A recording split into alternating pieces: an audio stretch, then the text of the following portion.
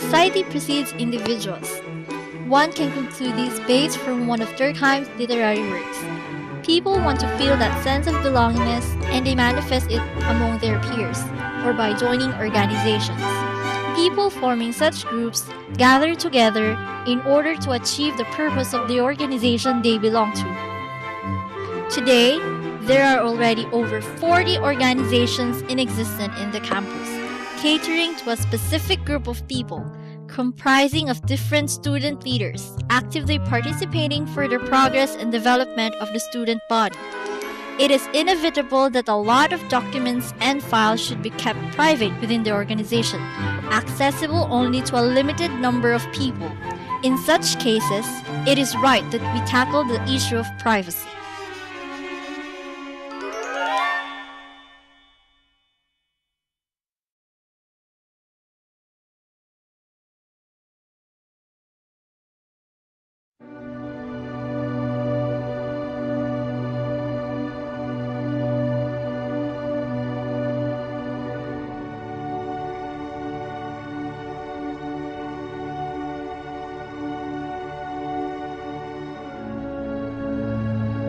In earlier times, piles of documents are kept in filing cabinets and even inside boxes.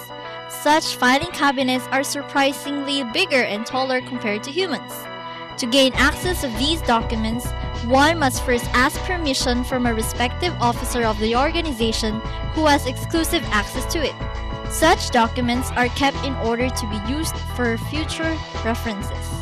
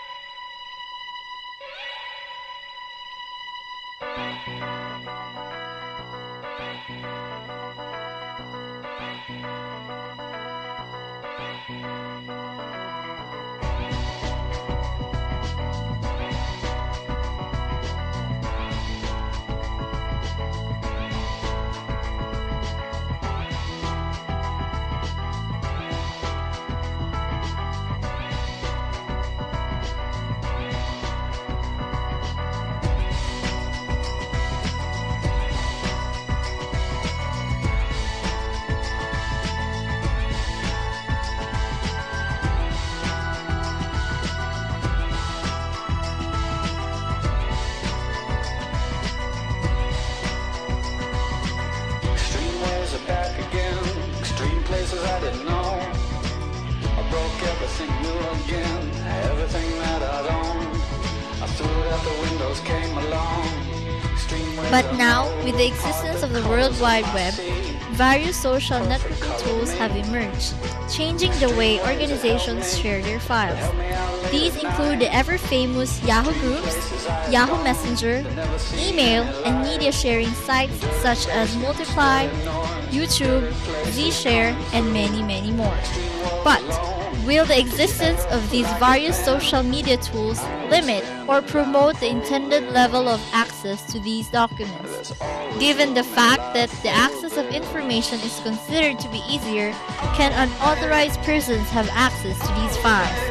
We have asked a number of people belonging to organizations regarding their insights on social media tools and on how these tools are utilized in their respective organizational work.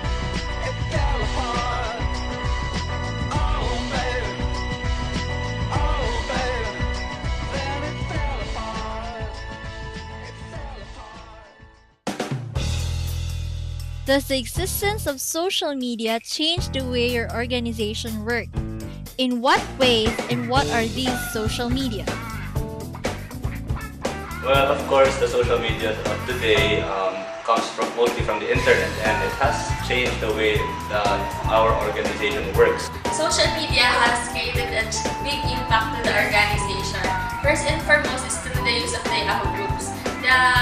Each of the officers of the organization has utilized the use of the Yahoo groups for better communication and for easier access of the documents that are needed for the processing. Social media changed the organizational work through faster dissemination of information through online file sharing.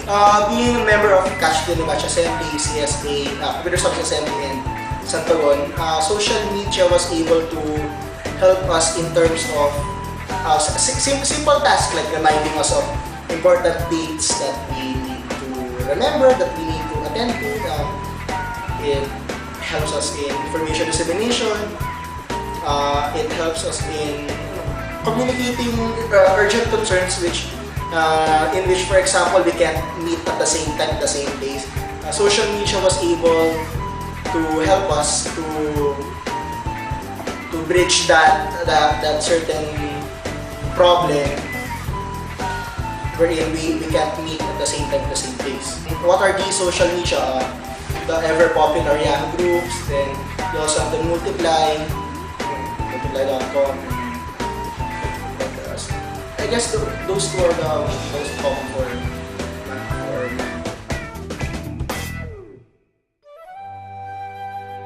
Do you think the existence of these social media has somehow limited the privacy of the organization in terms of their documents and files? In terms of document handling, maybe the issue about privacy, if, like for example, Yahoo groups, if there was a Yahoo group that was published or categorized on the public as a public group, then privacy would be a concern. But then in Yahoo groups, you have to be a member to view or download files. So I think privacy is not really a big concern there. I think yes, because most of these social media have limited access for their members, which separates the settings of the members who can access the files and the documents.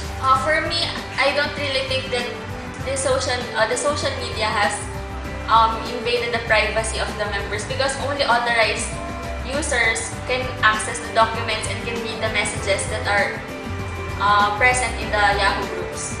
For me, social media did not really limit any privacy because I believe before we use this social media, for example, this multiply, we are aware of the privacy issues that we will encounter. For example, we can set our Yahoo groups to invite only.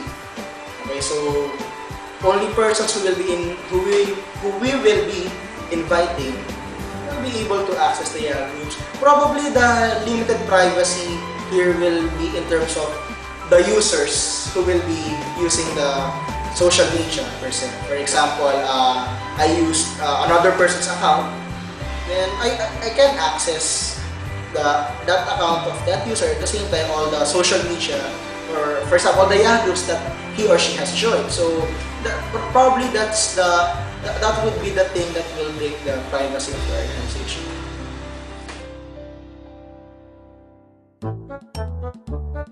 What do you think is the advantage of the use of social media in your organization? Well, first of all, our processes will be faster because it's better than manual encoding. Taking advantage of the computer age nowadays really does help to catch up with the pace. Just like what I've said earlier, it is used for better communication so that each officers or members of the organizations would not have a hard time to talk to the other officers and to check the processes or the documents that are needed. Just like in my case, I just upload the files or the messages that I will